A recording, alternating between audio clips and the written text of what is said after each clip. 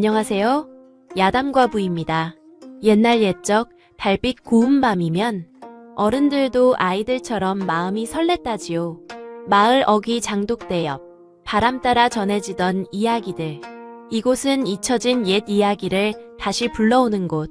저희 야담과부와 함께 조선의 뒷골목에서 속삭이던 비밀 이야기. 지금부터 들려드릴게요. 이야기 시작합니다. 이 이야기는 지금으로부터 100여 년 전 강원도 깊은 산골 마을에서 시작됩니다. 그해 겨울은 유난히도 혹독했지요. 한파가 밀려온 뒤로 마을 곳곳에서 기침 소리가 끊이질 않았습니다. 콜록, 콜록. 아이들의 가래 끓는 소리가 밤새도록 이어졌고, 헥헥, 노인들의 거친 숨소리가 방 안 가득 울려 퍼졌습니다. 마을 우물가에서 아낙네들이 수군거렸습니다. 아이고, 우리 막내가 사흘째 열이 안 떨어지는구먼. 설삼이라도 구하면 좋으련만.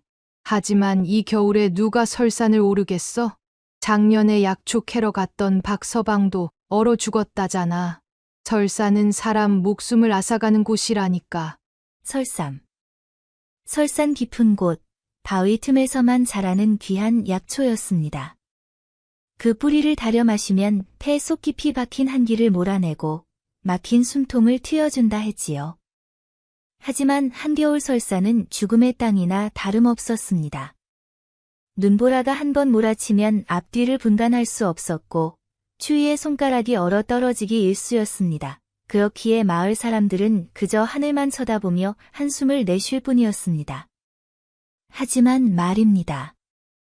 한 사람이 있었습니다. 덕보. 30살 남짓한 총각으로 어려서 부모를 여의고 홀로 산골에서 자란 약초꾼이었지요. 피는 훤칠했으나 등은 약초 등짐에 짓눌려 조금 굽어 있었고 얼굴은 해를 많이 받아 까무잡잡했습니다. 옷이하고는 헌 무명천을 기워 입은 누더기뿐이었고 신발은 지프로 엮은 미투리가 전부였지요. 하지만 덕보에게는 한 가지 특별한 점이 있었습니다.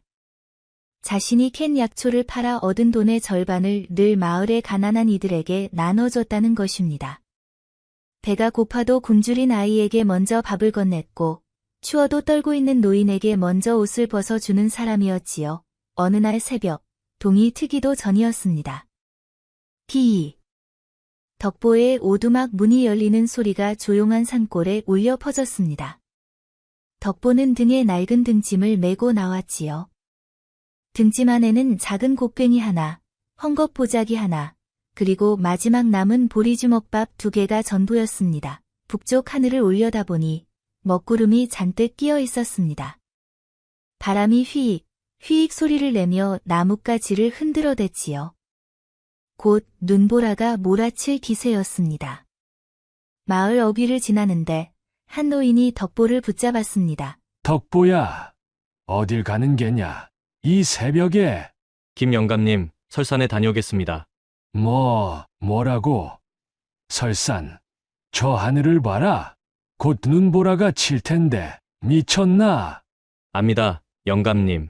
하나 마을 아이들이 죽어가고 있지 않습니까? 설삼이라도 구해야 숨통이 트일 게 아니겠습니까? 아니야.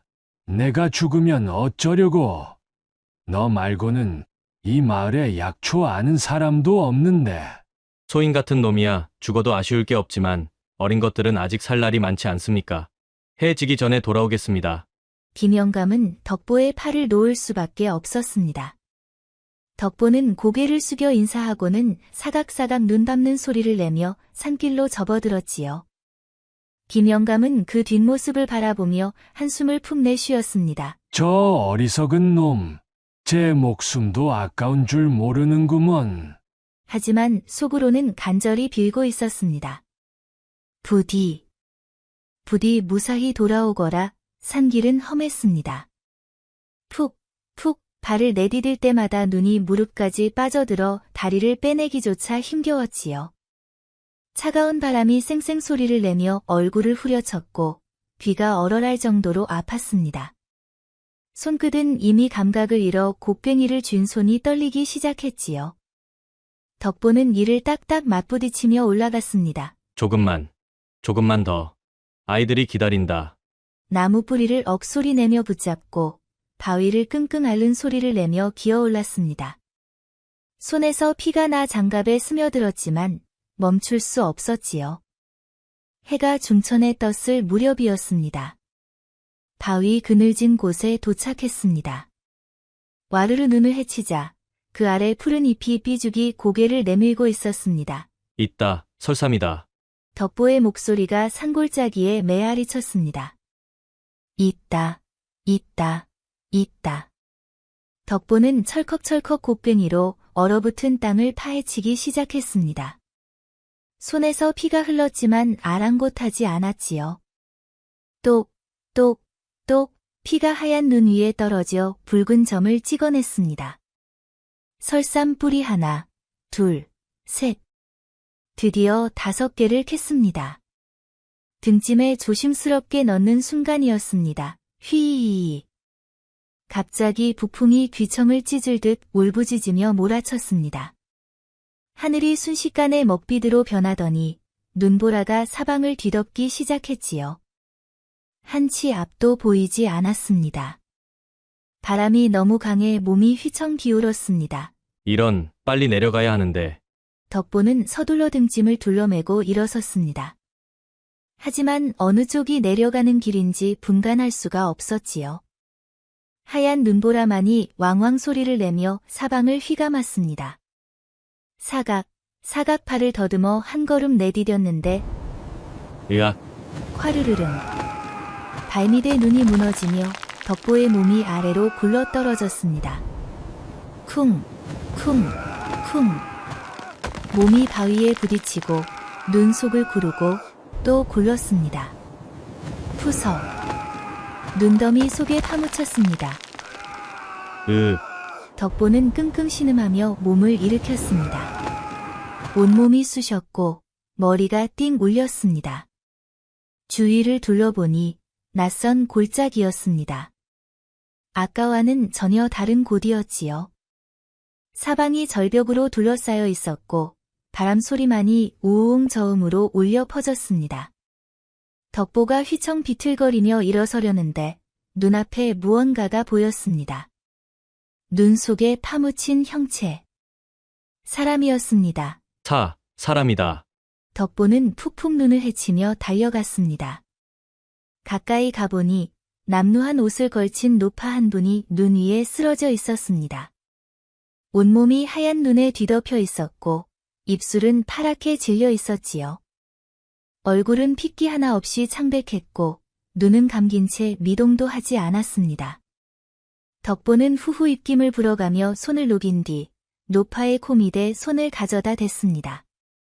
희미하게, 아주 희미하게 숨결이 느껴졌습니다. 아직 살아계시다. 하지만 숨결이 너무 약했습니다. 조금만 더 시간이 지나면 완전히 끊어질 것 같았지요. 덕보는 주위를 둘러보았습니다.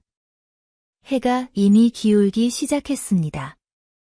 하늘은 점점 어두워지고 있었고 눈보라는 더욱 거세졌습니다. 덕보의 머릿속이 복잡해졌습니다. 지금 해가 저물고 있어. 이분을 업고 가면 어두워지기 전에 산을 내려가지 못해. 그럼 나도 얼어 죽을지 모른다. 마을 아이들도 설삼을 받지 못하고. 덕보의 숨소리가 헉헉 거칠어졌습니다. 하지만 사람을 이대로 버려두고 갈 수는 없지. 덕보는 푸하고 긴 한숨을 내쉬었습니다. 그 한숨이 하얀 김으로 피어올라 눈보라 속으로 흩어졌지요. 스스로에게 다짐하듯 중얼거렸습니다. 아니지. 사람이 사람을 버리고 어찌 산다고. 마을 아이들을 살리러 왔는데 눈앞에 목숨을 외면하면 무슨 소용이겠나. 덕보는 바스락 소리를 내며 자신이 입고 있던 누더기 외투를 벗었습니다. 그 순간 칼바람이 쌩하고 속살을 파고들었습니다. 드드드 이가 저절로 떨렸지요. 하지만 덕보는 그 외투를 노파에게 포근히 덮어주었습니다. 할머니, 정신 차리십시오. 노파는 하고 희미한 신음만 흘렸을 뿐 눈을 뜨지 못했습니다. 덕보는 끙소리를 내며 노파를 등에 업었습니다.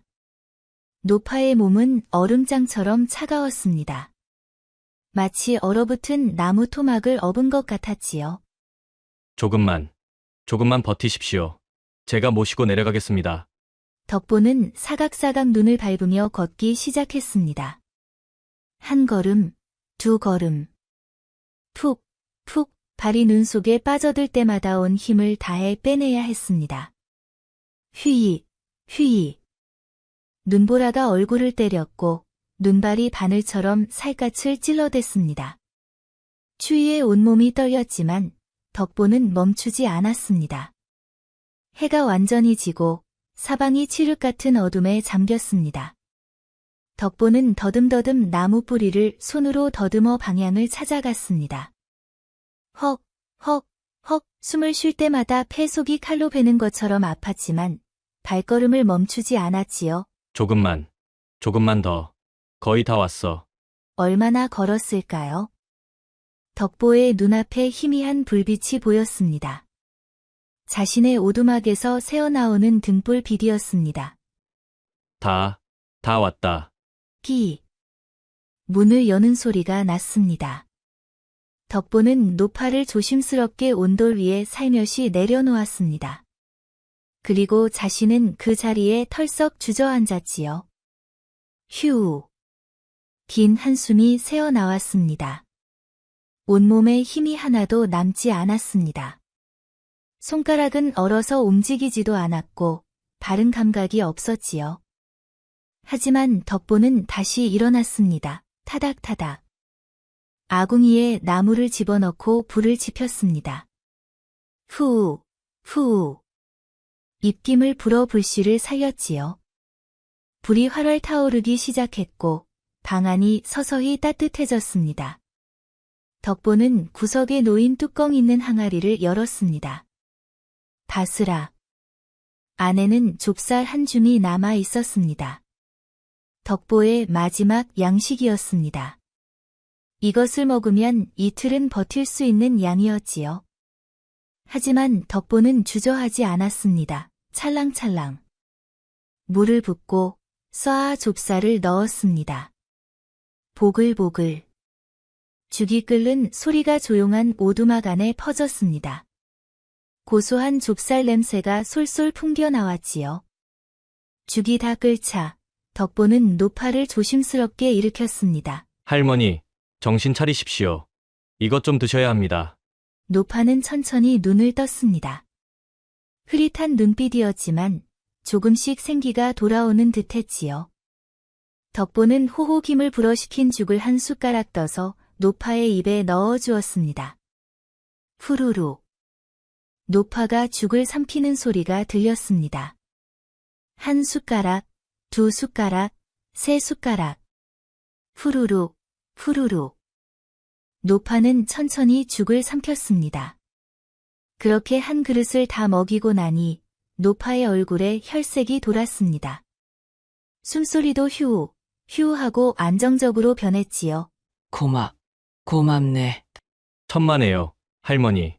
편히 쉬십시오. 제가 돌봐드리겠습니다. 그날 밤 덕보는 한숨도 자지 않고 노파를 간호했습니다. 찰랑. 물을 떠다 드리고 바스락 땀에 젖은 옷을 갈아입히고 포근히 이불을 덮어드렸지요. 이튿날 아침이 되자 노파는 완전히 정신을 차렸습니다. 노파는 두리번 오두막 안을 둘러보았습니다. 낡은 이불 하나, 깨진 항아리 하나, 그리고 텅 빈 쌀도. 그것이 전부였지요. 자네, 이렇게 가난한데 날 구해준 게냐? 가난하고 부자고가 뭐가 중요하겠습니까? 사람이 사람 살리는 건 당연한 일 아니겠습니까? 자네 같은 사람이 세상에 또 있을까? 노파의 손이 부들부들 떨렸습니다. 눈가에 반짝 눈물이 맺혔지요. 노파는 며칠 더 덕보의 오두막에 머물렀습니다. 덕보는 자신이 캐온 설삼 중 하나를 달그락솥에 넣고 달여서 노파에게 먹였습니다. 그리고 남은 좁쌀로 보글보글 죽을 끓여 드렸지요. 노파가 완전히 건강을 회복했을 무렵 덕보는 남은 설삼 4개를 들고 마을로 내려갔습니다. 마을 사람들은 덕보를 보고 깜짝 놀랐습니다. 덕보야, 살아서 돌아왔구나. 설삼은 구했느냐? 예, 다행히 구했습니다. 와. 마을 사람들이 환호성을 질렀습니다. 덕보는 달그락달그락 설삼을 솥에 넣고 다리기 시작했습니다. 보글보글 약이 끓는 소리가 마을 곳곳에 퍼졌지요. 그 약을 아픈 아이들과 노인들에게 나눠줬습니다. 꿀꺽, 꿀꺽. 아이들이 약을 삼키는 소리. 후. 노인들이 안도의 한숨을 쉬는 소리. 며칠이 지나자 콜록콜록 기침 소리가 점점 줄어들었습니다. 아이들의 열이 가라앉았고 노인들의 숨소리가 편안해졌지요. 마을 사람들은 덕보에게 꾸벅꾸벅 절을 했습니다. 덕보야, 고맙다. 정말 고맙다. 아닙니다. 제가 한 건 아무것도 아닙니다. 하지만 정작 덕보 자신은 먹을 것이 하나도 남지 않았습니다. 마지막 좁쌀마저 노파에게 드렸기 때문이지요. 덕보는 꼬르륵 소리 나는 배를 움켜쥐고 오두막으로 돌아왔습니다. 닭이 5번 울고 해가 5번 뜨고 졌습니다. 닷새가 지난 어느 날 저녁이었습니다. 노파가 덕보를 불렀습니다. 덕보, 이리 와 보거라. 사각사각. 덕보가 노파 앞에 무릎을 꿇고 앉는 소리가 났습니다. 노파는 바스락 소리를 내며 품에서 무언가를 꺼냈습니다. 낡은 비단 주머니였습니다. 주머니는 색이 바랬지만 금실로 수놓은 무늬가 희미하게 남아 있었지요. 자네 덕에 이 목숨을 건졌네. 이 은혜를 어찌 갚아야 할지. 보름 후 한양 종로 앞 주막으로 오게. 꼭 가게. 약속이네. 아닙니다, 할머니. 소인은 아무것도 바라지 않습니다. 그저 할머니께서 무사하신 것만으로도. 아니야, 덕보. 자네는 꼭 와야 해. 꼭. 이건 부탁이 아니라 간청이네. 그리고 이 주머니를 꼭 지니고 있게. 내가 자네를 알아볼 표식이니. 노파의 목소리가 떨렸습니다. 숨소리도 헉헉 가빠졌지요. 덕보는 노파의 간절한 눈빛을 느낄 수 있었습니다. 노파의 손이 자신의 손을 부들부들 떨며 잡고 있는 것도 느껴졌지요. 알겠습니다, 할머니. 약속하겠습니다. 고맙네. 정말 고맙네. 노파가 떠나기 직전 이상한 질문을 던졌습니다. 노파는 가만히 덕보의 얼굴을 들여다보았습니다. 마치 무언가를 확인하려는 듯한 눈빛이었지요. 그런데 덕보, 혹시 자네 30년 전에 영천고을에서 살지 않았는가? 덕보는 고개를 가로저었지만 묘한 느낌이 들었습니다. 영천 고을? 나는 평생 이 산골에서만 살았는데 왜 할머니께서는 이런 걸 물으시는 걸까? 가슴 한구석이 이상하게 두근거렸지요. 아닙니다, 할머니. 소인은 어려서 부모를 여의고 이 산골에서 쭉 살았습니다. 영천이라는 곳은 들어본 적도 없습니다. 그런가? 노파의 목소리에 묘한 아쉬움이 묻어났습니다. 덕보는 그 한숨 소리가 왠지 슬프게 느껴졌습니다. 노파는 더 이상 묻지 않았지만 떠나면서 다시 한번 당부했지요. 덕보, 잊지 마라. 보름 후 종로 앞 주막이네. 반드시 오게. 예, 할머니. 꼭 가겠습니다. 사각사각. 노파가 눈길을 밟으며 산을 내려가는 소리가 점점 멀어졌습니다. 덕보는 비단 주머니를 들여다보았습니다. 바스락 소리를 내며 펼쳐보니 안에는 아무것도 들어있지 않았지요. 그저 낡은 빈 주머니일 뿐이었습니다. 덕보는 하고 고개를 갸웃거렸지만 노파와의 약속을 지키기 위해 주머니를 품속 깊이 넣었습니다. 보름이 되기 며칠 전이었습니다. 덕보는 마을 우물가에서 한양에 간다는 이야기를 꺼냈지요. 뭐라고? 한양? 덕보야, 정신 차려라. 무슨 허황된 소리를 듣고 한양까지 간다는 게냐? 그 노파가 자네를 속인 게 아니겠나? 그렇지. 한양이 어디인 줄 아나. 여기서 보름은 걸어야 하는 곳이야. 먹을 것도 없는 내가 무슨 수로 가겠다고. 하지만 덕보는 도리도리 고개를 저었습니다. 아닙니다. 할머니께서 그리 간곡히 말씀하셨는데 약속을 어길 수는 없습니다. 설령 아무것도 없더라도 약속은 지켜야 하는 게 아니겠습니까? 마을 사람들은 휴 한숨만 내쉬었습니다. 다음 날 새벽, 덕보는 길을 떠났습니다. 사각사각. 집신이 흙길을 밟는 소리가 고요한 새벽을 깼습니다. 산길을 넘고 들판을 가로질렀습니다. 후, 후. 거친 숨소리를 내며 하루 종일 걸었지요. 해가 지면 주막을 찾았지만 주머니에 돈이 없었습니다. 주막 주인은 저리가. 손사래를 쳤고 덕보는 처마 밑에서 잠을 청할 수밖에 없었습니다. 드르렁, 드르렁. 옆방에서 손님들의 코 고는 소리가 들렸고 바스락바스락 쥐들이 기어다니는 소리가 들렸지요. 쏴. 어떤 날은 비가 내렸습니다.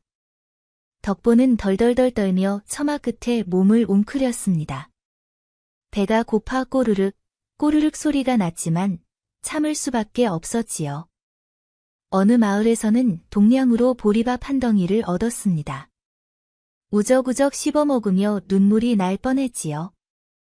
너무 고마워서였습니다. 그렇게 열흘이 지났습니다. 덕보의 옷은 더욱 남루해졌고 얼굴은 먼지로 뒤덮였습니다. 집시는 헤어져 거의 맨발이나 다름없었지요. 하지만 덕보는 멈추지 않았습니다. 사각, 사각. 하루도 쉬지 않고 걸었습니다. 닭이 15번 울고 보름달이 떴다 이지러지고 다시 둥글게 차오를 무렵이었습니다. 보름째 되는 날 아침, 덕보의 눈앞에 거대한 성곽이 나타났습니다. 한양이었습니다. 드디어 한양이다. 하지만 바로 그때였습니다. 철컥철컥. 갑옷 소리가 들렸습니다. 덕보의 앞을 3명의 포졸이 가로막았습니다. 그중 한 명, 살이 잔뜩 찐 40대 사내가 앞으로 나섰습니다. 비단 도포를 입었고 허리춤에 철컹 칼을 차고 있었지요. 김칠. 이 지역 포졸 두목으로 백성들에게서 뇌물을 뜯고 죄 없는 이들을 곤장으로 때려 돈을 빼앗는 것으로 악명 높은 자였습니다. 지난달에도 약초 장수 하나가 김칠에게 돈을 빼앗기고 곤장 맞아 죽었다는 소문이 돌았지요. 이게 누구야? 퀴퀴 냄새 나는 거지 한 마리가 한양에 들어올 궁리를 하고 있네. 하하. 김칠의 부하 둘이 철컥철컥 갑옷 소리를 내며 덕보를 에워쌌습니다. 덕보는 꾸벅 허리를 굽혔습니다. 소인은 약속이 있어 한양으로 가는 길입니다. 부디 길을 비켜주십시오. 약속. 크크크 웃기는구나. 내 꼴 좀 봐라. 내 같은 거지가 한양에서 누구를 만난다는 거야? 김칠이 덕보에게 한 걸음 다가섰습니다. 술 냄새가 코를 찔렀지요. 이놈. 내 주제의 한양은 무슨 한양이냐? 필시 도적질이나 하러 가는 게 분명해. 아닙니다. 정말로 약속이 있어서. 닥쳐. 감히 나한테 대꾸를 해. 이런 더러운 놈이. 쿵. 덕보가 뒤로 밀려 엉덩방아를 찧었습니다. 김칠의 부하들이 키득키득 웃었습니다. 덕보는 노파가 준 주머니를 떠올렸습니다. 그래, 이것을 보여주면 오해가 풀릴지도 몰라. 덕보는 바스락 소리를 내며 품속에서 비단 주머니를 꺼냈습니다. 이것을 보십시오. 이것은 제가 구해드린 분께서 주신. 그 순간 김칠의 눈빛이 번쩍 변했습니다. 비단 주머니에 수놓인 금실 무늬를 본 것입니다. 뭐야? 그게. 어디 이리 내봐라. 김칠은 확덕보의 손에서 주머니를 낚아챘습니다. 안 됩니다. 그건 제 것입니다. 내 것. 흥! 내 같은 거지가 이런 비단 주머니를 가질 리 없지. 김칠이 주머니를 확 열자 안에서 무언가가 딸랑하고 바닥에 떨어졌습니다. 댕그랑. 황금빛으로 빛나는 호패였습니다. 호패 위에는 용문양이 선명히 새겨져 있었지요. 주변에 있던 사람들이 오호하고 숨을 죽였습니다. 저게 황금 호패잖아. 저 용문양. 왕실 물건 아니야? 김칠은 잠시 멍하니 호패를 바라보았습니다. 하지만 이내 머릿속에 간사한 생각이 스쳤지요. 이건 엄청난 물건이야. 이걸 가지고 있으면 크크크 김칠의 입꼬리가 슬금슬금 올라갔습니다. 이것 봐라. 이것 봐. 이 호패가 내 것일 리 없지. 넌 분명히 이걸 훔친 거야. 아닙니다. 이것은 제가 구해드린 할머니께서. 할머니. 크크크 거짓말도 대단하구나. 왕실의 호패를 훔친 대역죄인이로구나. 야들아, 당장 이놈을 잡아라. 철컥철컥. 부하 둘이 덕보의 팔을 꽉 붙잡았습니다. 덕보가 아무리 몸부림쳐도 소용없었지요. 제발 믿어주십시오. 저는 도적이 아닙니다. 내 말을 누가 믿겠느냐? 내 꼴을 봐라. 거지 주제의 왕실 호패라니. 이놈, 감옥에 쳐넣고 곤장 100대를 때려야겠다. 질질질. 덕보가 끌려가는 소리. 억울합니다. 억울해요. 덕보의 외침이 거리에 메아리 쳤습니다. 하지만 아무도 귀 기울이지 않았지요. 덕보는 그대로 관가옥에 갇혔습니다. 쿵. 무거운 철문이 닫히는 소리. 찰칵. 자물쇠가 잠기는 소리. 차갑고 어두운 옥방이었습니다. 칙칙. 쥐들이 구석에서 소리를 내며 기어다녔고 벽에서는 똑똑 물이 떨어지는 소리가 들렸지요. 곰팡이 냄새가 코를 찔렀고 바닥은 차갑고 축축했습니다. 덕보는 무릎을 껴안고 털썩 주저앉았습니다. 할머니, 저는 약속을 지키지 못하게 생겼습니다. 그날 밤 덕보는 잠을 이룰 수 없었습니다. 드르렁, 드르렁. 다른 죄수들의 코 고는 소리만이 어둠 속에 울려 퍼졌지요. 이튿날 아침이었습니다. 치이이. 문틈으로 희미한 햇살이 스며들었습니다. 덕보는 꺼억하고 트림을 했습니다. 배가 고팠지만 먹을 것이 없었지요. 옥방 구석에 쭈그리고 앉은 또 다른 죄수가 눈에 들어왔습니다. 나이는 50 정도 되어 보였고 수염이 덥수룩했으며 옷은 누더기였지만 눈빛만은 또렷했지요. 그 죄수가 애헴하고 헛기침을 하더니 말을 걸어왔습니다. 자네, 어인일로 여기 갇힌 건가? 억울한 누명을 썼습니다. 억울한 누명이라. 그 여기 갇힌 놈들 중 절반이 그렇지. 나도 마찬가지고. 덕보는 자신에게 벌어진 일을 죄수에게 들려주었습니다. 설산에서 노파를 구한 일부터 비단 주머니와 황금 호패, 그리고 김칠에게 빼앗긴 일까지. 덕보의 목소리는 떨렸고 때때로 숨을 헉하고 들이켰습니다. 죄수는 끄덕끄덕 고개를 끄덕이며 들었습니다. 처음엔 반신반의하는 표정이었지만 이야기를 들을수록 눈빛이 달라졌지요. 그 호패, 용 문양이 새겨진 황금 호패라 했나? 예, 그게 왕실 물건이라고 하던데. 왕실 물건이 맞네. 그것도 아무나 지닐 수 있는 게 아니야. 왕족이나 영의정 같은 높은 대신의 가족만 지닐 수 있는 물건이지. 덕보는 가슴이 철렁 내려앉는 것을 느꼈습니다.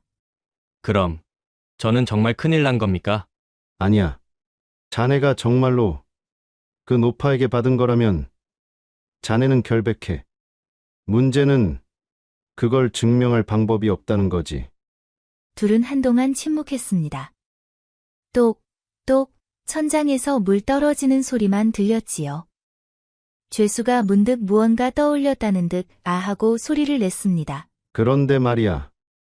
내가 한 가지 알고 있는 이야기가 있네. 무슨 이야기입니까? 30년 전 영천고을에서 영의정 댁 아기가 납치됐다는 소문말일세. 덕보의 귀가 번쩍 뜨였습니다. 노파가 했던 말이 번개처럼 떠올랐기 때문입니다. 혹시 자네 30년 전에 영천고을에서 살지 않았는가? 덕보의 심장이 쿵쾅쿵쾅 뛰기 시작했습니다. 그게 무슨 말씀입니까? 당시 영의정 개감의 아드님이가 돌이 지난 아기였는데 어느 날 갑자기 사라졌다네. 온 나라가 뒤집혔지. 대감 부부는 미쳐버릴 지경이었고 특히 대감의 어머니. 그러니까 대부인께서는 그 충격으로 흑흑 거의 폐인이 되다시피 하셨다더군. 그래서 그 아기를 찾았습니까? 아니, 아직도 못 찾았네. 30년이 지났으니 이제 어른이 됐을 텐데. 휴 세월이 참 야속하지.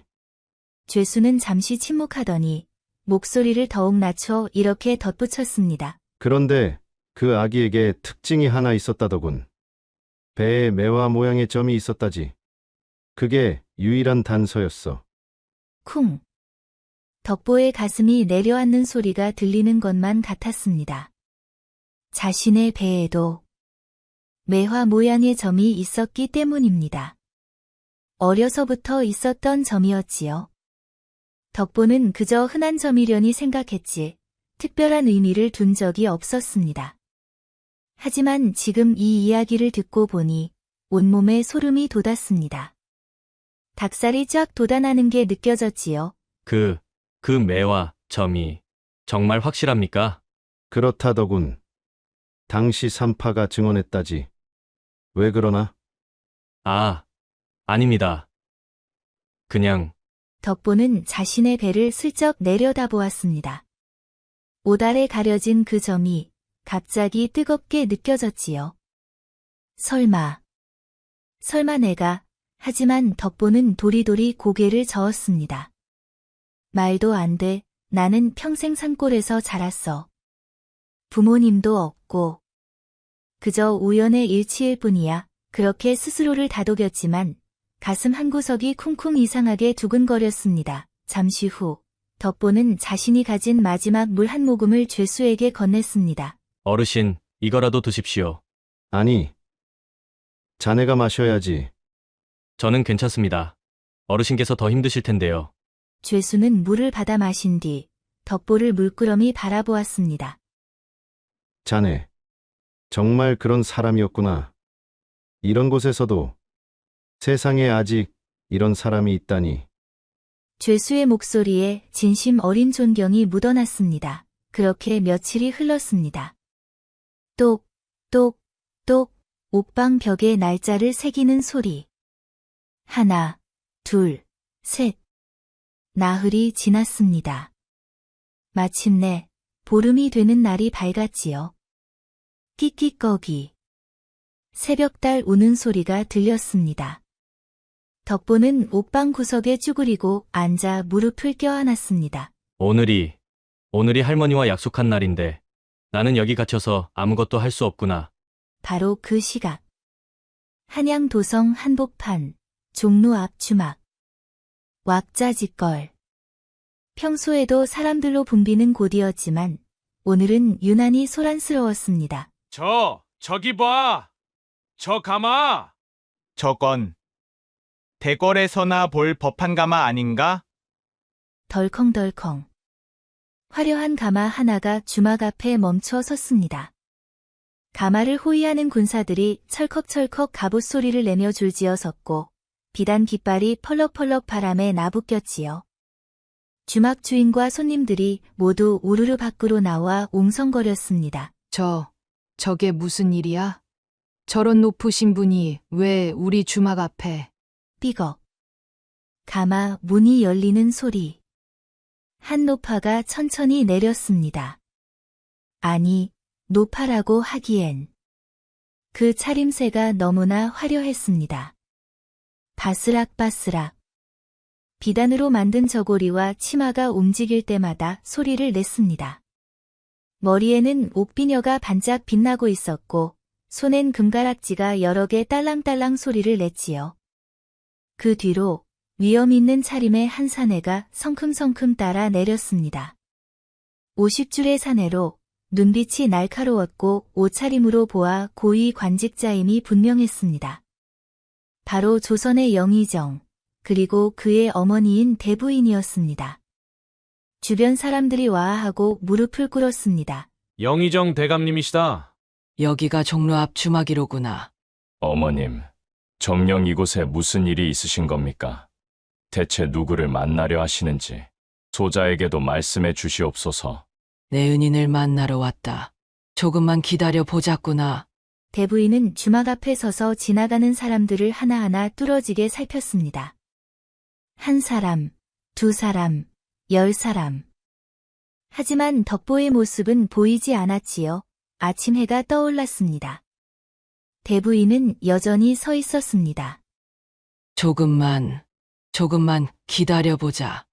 해가 중천에 떴습니다. 뜨거운 햇살이 내리쬐었지요. 대부인의 이마에 땀이 송글송글 맺혔습니다. 어머님, 그늘로 가셔서 쉬시옵소서. 아니다. 여기서 기다리마. 오후가 되었습니다. 해가 서쪽으로 천천히 기울기 시작했습니다. 하지만 덕보는 나타나지 않았습니다. 대부인의 한숨 소리가 깊어졌습니다. 왜 오지 않는 거냐? 분명 약속했는데. 어머님, 혹시 그 사람이 약속을 잊은 것은 아닙니까? 아니다. 그 아이는 절대 약속을 어기는 아이가 아니야. 분명 무슨 일이 생긴 게 틀림없어. 해가 점점 기울었습니다. 대부인의 목소리가 떨리기 시작했습니다. 설마 무슨 일이라도. 바로 그때 대부인의 눈에 한 사내가 들어왔습니다. 비단 도포를 입고 허리춤에 철컹 칼을 찬 사내. 그 허리춤에 낡은 비단 주머니가 매달려 있었습니다. 바로 김칠이었습니다. 김칠은 주막 앞을 지나가다 대부인과 영의정을 보고 헉하고 숨을 들이켰습니다. 그리고는 급히 쿵 허리를 굽혔습니다. 아이고. 이게 누구십니까? 영의정 대감님과 대부인 마님께서 이런 곳에 웬일이십니까? 소인은 이 지역 포졸 두목 김칠이옵니다. 내가 누구냐? 소인은 이 지역 포졸 두목 김칠이옵니다. 대감님을 뵙게 되어 천만다행이옵니다. 대부인이 김칠을 뚫어지게 바라보았습니다. 그의 허리춤에 매달린 주머니가 눈에 띄었기 때문입니다. 낡은 비단 주머니, 금실로 수놓인 무늬, 대부인이 직접 만들어 덕보에게 준 바로 그 주머니였습니다. 대부인의 목소리가 차갑게 변했습니다. 너, 그 주머니는 어디서 났느냐? 예. 이것 말입니까? 이것은. 그게. 어서 대답하지 못하겠느냐? 김칠은 줄줄 식은 땀을 흘렸습니다. 이마에서 땀이 뚝뚝 떨어졌지요.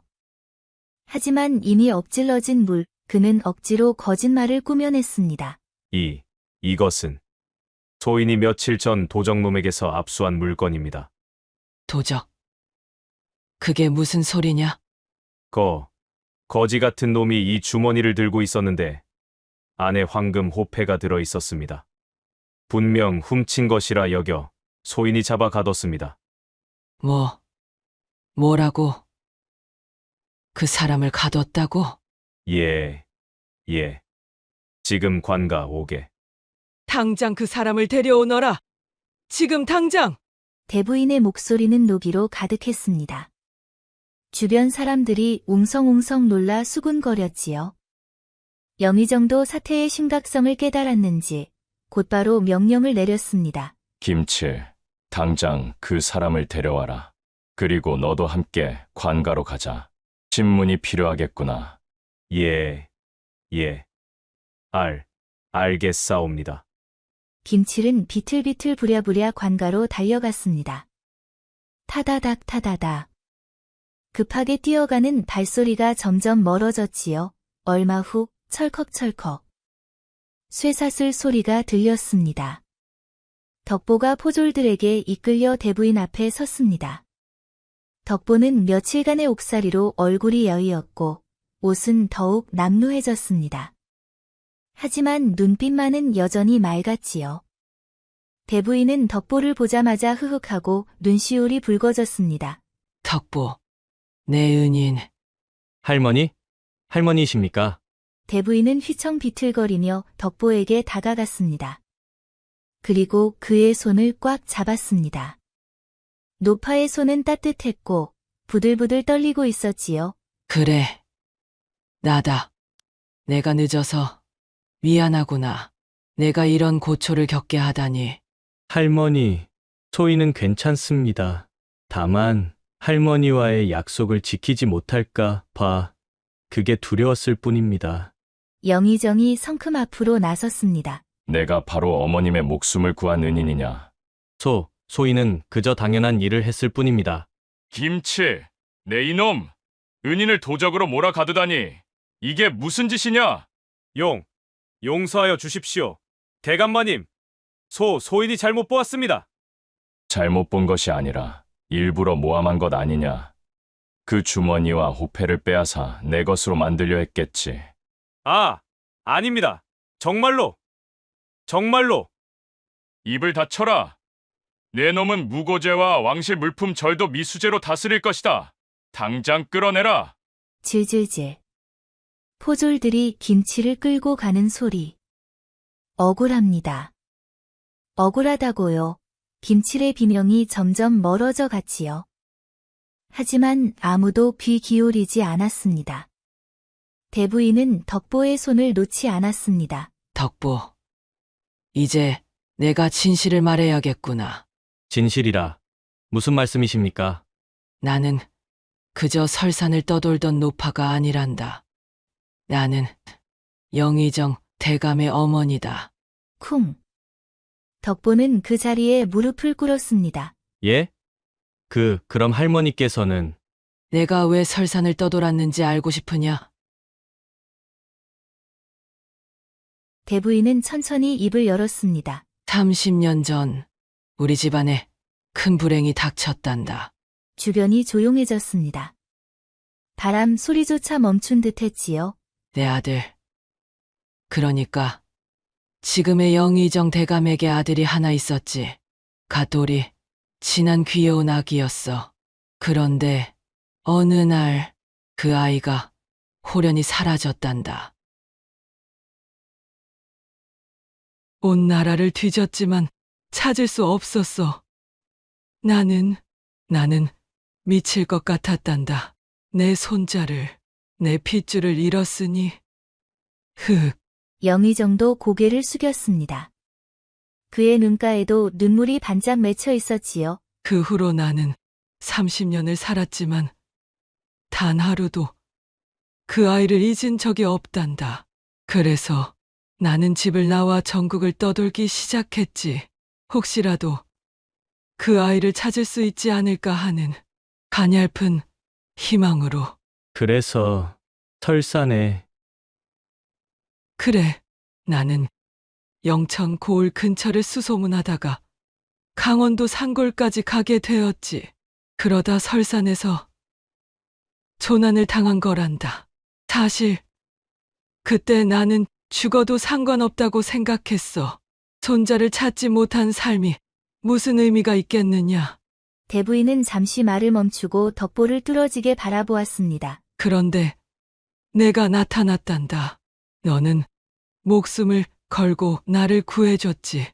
설산 약초도 포기하고 내 마지막 양식까지 내게 주면서. 소희는 그저 그때 나는 깨달았단다. 이 세상에 아직 선한 사람이 있구나. 그리고 너를 보는 순간 묘한 느낌이 들었어. 묘한 느낌이요? 너를 볼 때마다 내 잃어버린 손자가 생각났단다. 내 눈빛이, 내 미소가 꼭 그 아이 같았어. 덕보는 가슴이 쿵쾅쿵쾅 뛰는 것을 느꼈습니다. 옥중에서 들었던 그 이야기가 천둥처럼 떠올랐기 때문입니다. 그 아기 배에 매화 모양 점이 있었다지. 그래서 물어본 거란다. 혹시 내가 30년 전 영천 고을에서 살지 않았느냐고.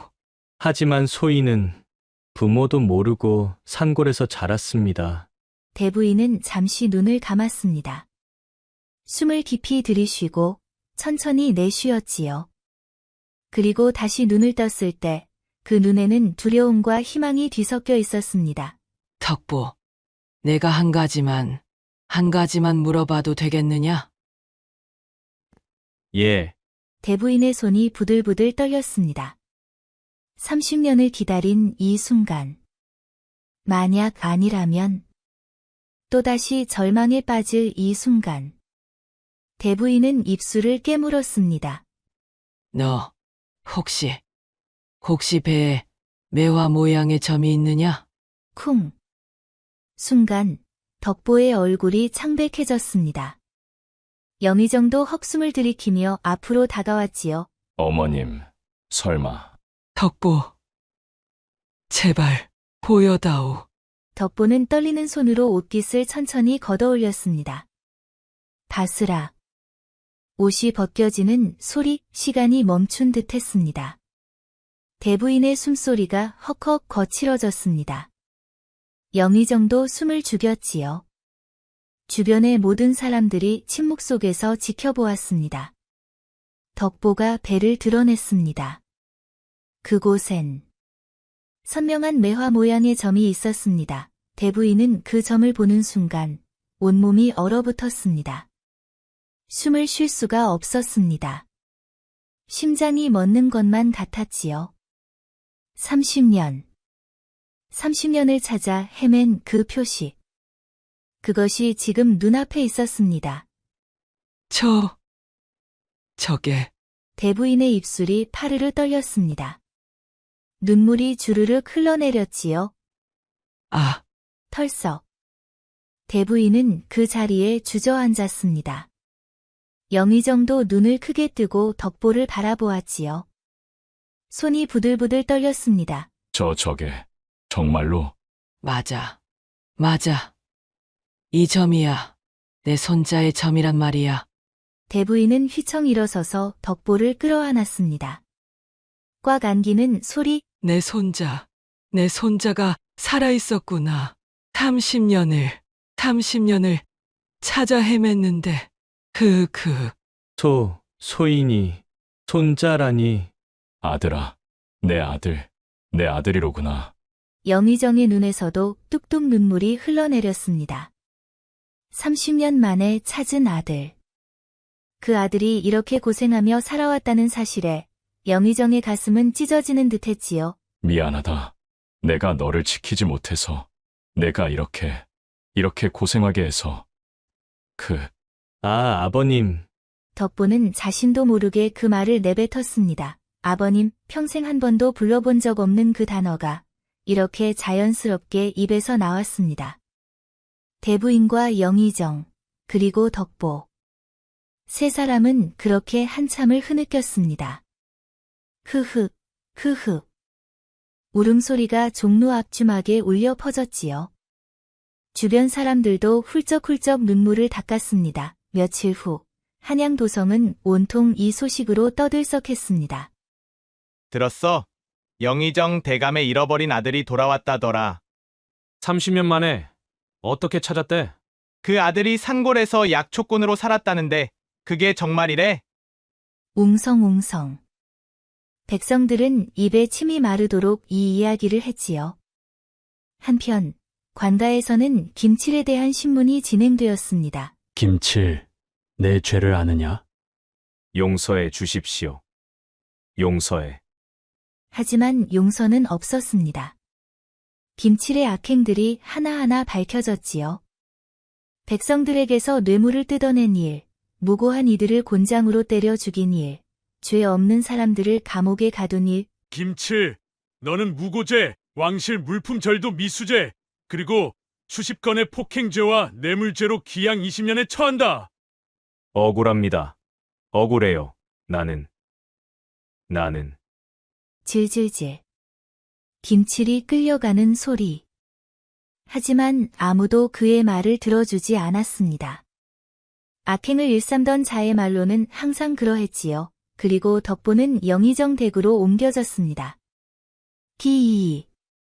커다란 대문이 열리는 소리. 화려한 저택, 부드러운 비단 이불, 달그락달그락 산의 진미가 차려진 상, 덕보는 그 모든 것이 낯설고 어색했지요. 이게 내가 있을 곳인가? 대부인과 영의정은 덕보를 극진히 대했습니다. 아들아, 이제부터 내가 원하는 건 무엇이든 다 해주마. 내가 그동안 겪은 고생을 생각하면 가슴이 미어진다. 그래. 이제 양반의 신분을 되찾고 떳떳하게 살아가거라. 내가 누릴 자격이 있는 삶이란다. 하지만 덕보는 며칠 밤을 뒤척였습니다.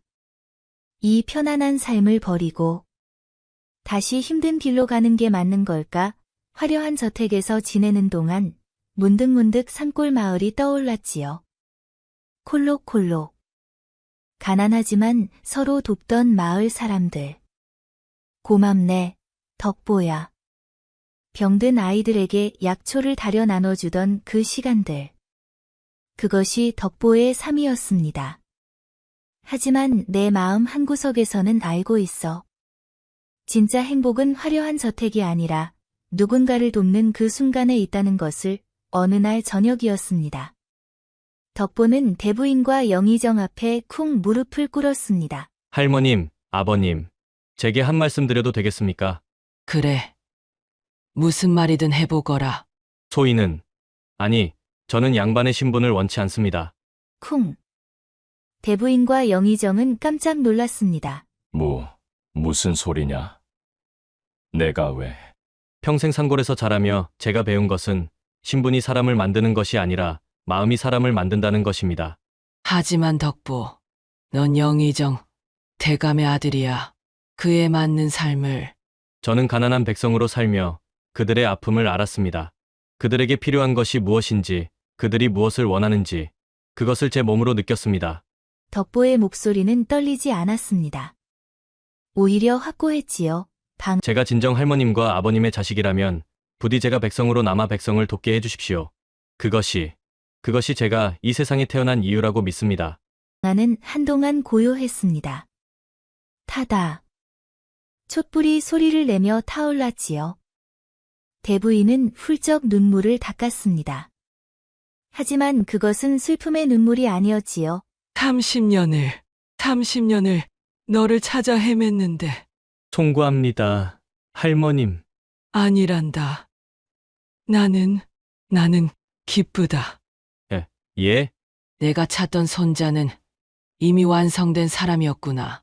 내가 가르칠 필요도 없이 스스로 바른 길을 아는 사람으로 자라 있었어. 영의정도 천천히 고개를 끄덕였습니다. 내 아들이 정말 자랑스럽구나. 아버님. 좋다. 내 뜻을 존중하마. 하지만 한 가지 조건이 있다. 무엇입니까? 내가 백성을 돕고 싶다면 제대로 도울 수 있게 해주마. 내가 궁중 약방의 책임자 자리를 주겠다. 그곳에서 백성들을 위한 약을 만들고 가난한 이들을 치유해 주거라. 감사합니다, 아버님. 그리고 덕보, 내가 아끼던 그 산골 마을 사람들, 그들에게도 도움을 주마. 설산 약초를 대량으로 구해 보내주겠다. 할머님, 정말 감사합니다. 그렇게 덕보의 새로운 삶이 시작되었습니다. 보름이 지난 어느 날, 덜컹덜컹. 큰 수레 하나가 산골 마을로 들어왔습니다. 수레에는 자루자루 설쌈이 가득 실려 있었지요. 저게 뭐야? 설쌈이다. 설쌈이 가득 실려 있어. 수레를 끌고 온 사람은 다름 아닌 덕보였습니다. 사각사각. 덕보가 걸어 나오자 마을 사람들이 우르르 몰려들었습니다. 덕보야, 살아 돌아왔구나. 덕보야. 우린 내가 한양에서 큰 인물 되었다며? 그런데 왜 다시 여기로? 여기가 제 집입니다, 아주머니. 그리고 이 설쌈을 받아주십시오. 할머님께서 보내신 겁니다. 마을 사람들은 와 환호성을 질렀습니다. 보글보글. 설쌈을 다리는 소리가 마을 곳곳에서 들렸지요. 아픈 이들이 모두 꿀꺽꿀꺽 약을 마셨고 며칠 뒤면 건강을 되찾았습니다. 김영감이 덕보의 손을 꽉 잡았습니다. 덕보야, 내가 영의정 대감의 아들이라며. 그런데 왜 다시 여기로 돌아온 게냐? 영감님, 제 자리는 여기입니다. 백성들 곁입니다. 아이들이 덕보 아저씨 하며 달려왔습니다. 마을 사람들이 덕보를 끌어안으며 울었지요. 몇 달 후 덕보는 한양 변두리 작은 집에서 살고 있었습니다. 화려한 저택 대신 소박한 초가집을 택했지요. 사각사각. 그곳에서 덕보는 날마다 가난한 백성들을 찾아다니며 약을 나눠 주었습니다. 어르신, 이 약을 드세요. 아이들의 병을 고쳐주고, 할머니, 괜찮으시겠어요? 노인들의 손을 잡아주고, 이것 좀 드십시오. 굶주린 이들에게 밥을 먹였습니다. 영의정과 대부인은 가끔 덕보를 찾아왔습니다. 또각또각. 발소리를 내며 소박한 집에 들어와 함께 후루룩 차를 마시며 이야기를 나누었지요. 어느 봄날이었습니다. 짹짹. 새들이 지저귀고 살랑살랑 봄바람이 불었지요. 대부인이 덕보에게 물었습니다. 덕보, 후회는 없느냐? 양반의 신분을 버리고 이렇게 사는 것이. 할머님, 저는 이보다 더 행복할 수 없습니다. 제가 도운 사람들의 웃음을 볼 때마다 제 삶이 의미 있다는 걸 느낍니다. 그래, 내가 행복하다니. 나도 행복하구나. 그날 저녁, 대부인은 덕보를 바라보며 조용히 중얼거렸습니다. 30년을 찾아 헤맸는데 내 손자는 이미 완성된 사람이었구나. 아닙니다, 할머님. 할머님을 구한 것이 아니라 할머님이 저를 찾아주신 겁니다. 대부인은 미소를 지었습니다. 덕보는 다시 사각사각 길을 나섰지요. 마을로, 백성들에게로. 그의 품에는 약초 주머니가 바스락 가득 들어 있었고, 그의 얼굴에는 환한 미소가 번져 있었습니다. 사람의 가치는 신분이나 재물이 아닌 그 사람의 마음에서 나온다는 것, 그것을 깨달은 덕보는 평생 백성을 위해 살았습니다. 그리고 사람들은 그를 이렇게 불렀지요. 백성의 아들, 덕보.